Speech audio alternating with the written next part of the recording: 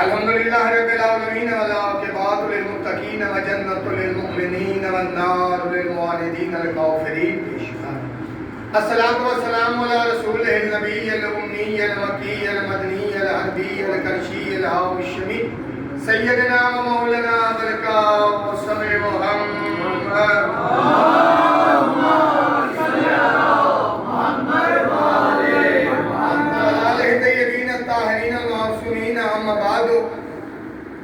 فقد قال اللہ تبارک و تعالی و کلامہ المجید و فرقانہ الحمید و هو اصدق الصادقین. بسم اللہ الرحمن الرحیم. انا اعطیناک الکوثر فصل لربک وانحر انا شانئک هو الابتر.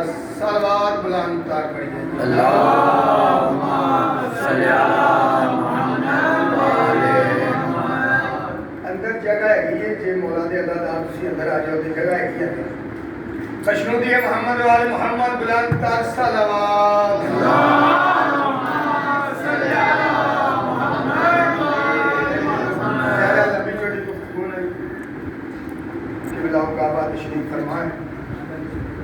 میں بس سبق سنانے کی نیت سے کھڑا ہوں، قربانی کی حیثیت رکھتا ہوں.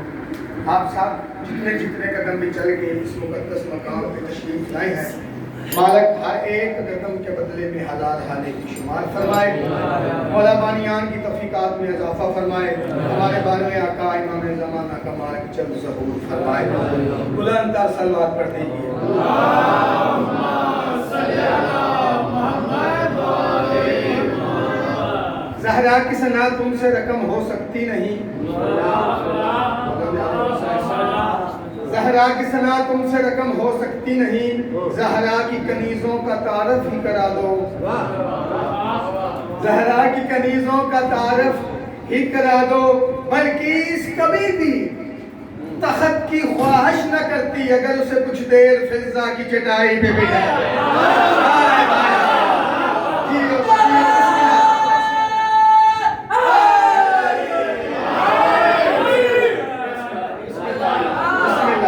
بلکہ کبھی بھی تخت کی خواہش نہ کرے گی اگر اسے کچھ دیر فضا کی چٹائی پہ بٹھا دو. جناب فضا سے جناب عبداللہ نے کہا، فضا تو نے تو بڑی جنت کما لی. لوگوں نے تذکرہ ہو رہا تھا جناب فضا سلام اللہ علیہ کا، کہا کہ تو نے تو بڑی جنت کما لی. فضا کہتی ہے عبداللہ کس جنت کی بات کرتے ہو؟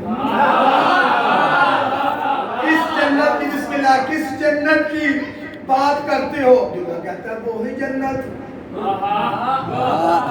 وہی جنت جو مرنے کے بعد اللہ تمہیں دے گا.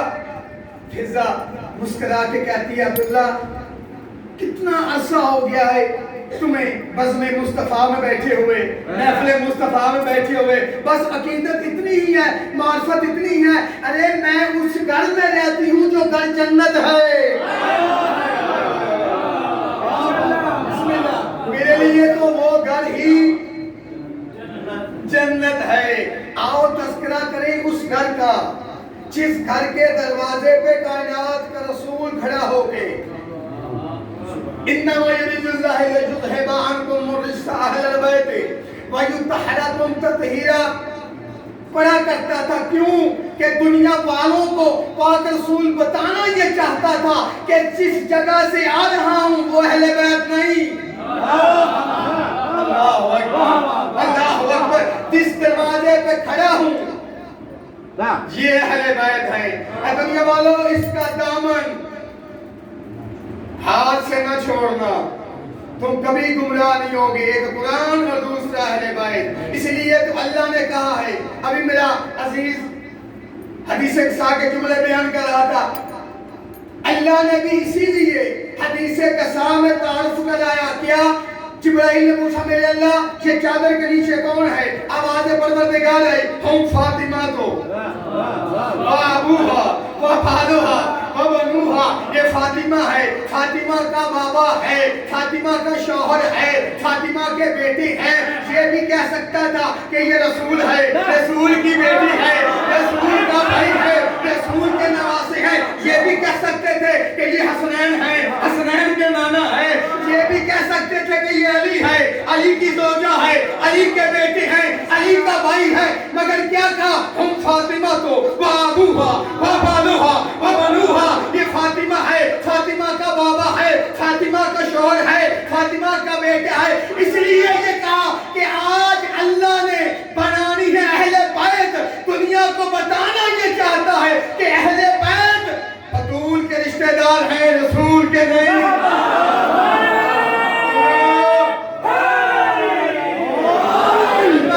جہاں تک آواز جا رہی ہے دونوں ہاتھ بلند کر کے ہیں نبی،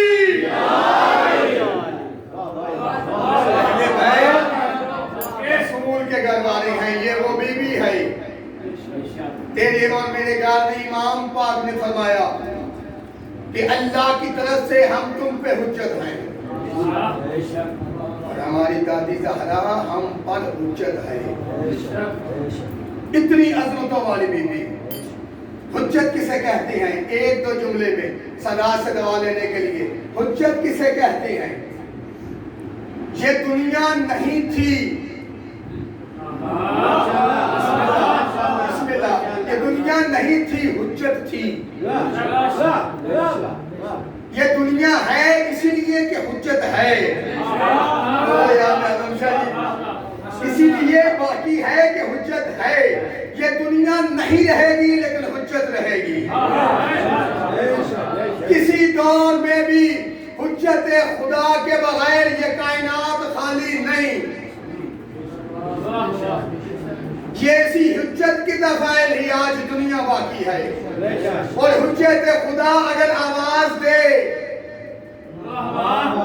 چلیے وہ بات آگے ذہن میں، دعا لینے کے لیے، سادات کے لیے۔ ایک نمازی نماز پڑھ رہا تھا، مسجد میں قبلہ نماز پڑھ رہا، ابھی نامی پاک رسول نے آواز دی، کہا ابھی، اس نے نماز اور تیز کی، پھر آواز دی، پھر اس نے نماز اور تیز کی۔ جب تیسری مرتبہ آواز دی، فوراً نماز مکمل کر کے دوڑ کے آیا، لبیک یا رسول اللہ، لبیک یا رسول اللہ۔ کہا میں نے جب پہلی آواز دی تھی، کہا سرکار میں نماز پڑھ رہا تھا، میں نماز پڑھ رہا تھا۔ کائنات کا رسول کہتا ہے تمہیں نماز کس نے بتائی؟ تمہیں نماز کس نے سکھائی؟ ابھی کہتا سرکار آپ نے۔ کہا آواز بھی تو میں دے رہا تھا، آواز بھی میں دے رہا تھا، جب ہی میں بلاؤں تو فوراً دوڑ کے آؤ۔ اب یہ بندہ دوسروں سے کہہ رہا ہے، کیا کہتا ہے؟ دیکھو جی، پاک رسول نے پہلے ہم سے کہا کہ نماز پڑھو، اب ہم نماز پڑھتے ہیں، اب کہتے ہیں نماز میں بلاؤں تو آ جاؤ۔ اب یہ لوگوں سے باتیں کر ہی رہا تھا، ذہن خراب کر رہا تھا، تو ادھر سے حضرت سلمان فارسی آئے، اس کا کان پکڑ کے کہتی ہیں نماز خود کو پڑھنی نہیں آتی،